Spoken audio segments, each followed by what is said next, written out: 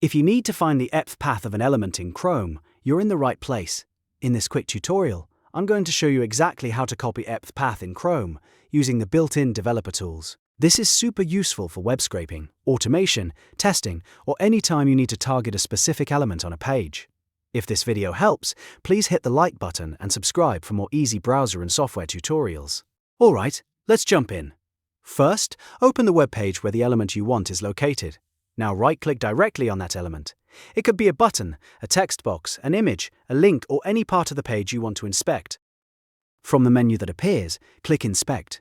Chrome will open the Developer Tools panel, usually on the right side or at the bottom of your screen. Inside the Elements panel, you'll see the page's HTML code, and the element you click should already be highlighted.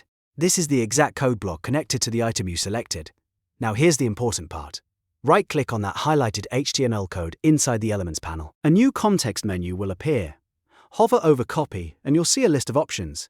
If you want the relative path, click Copy XPath. If you want the absolute path, click Copy Full XPath. The relative XPath is usually shorter and more flexible, while the full XPath gives you the complete path from the root of the document. Once you click the option you want, Chrome copies the XPath to your clipboard automatically. From there, you can paste it wherever you need it, whether that's into a testing tool, a browser automation script, or a scraping workflow. And that's it. You've now learned how to copy XPath in Chrome in just a few simple steps.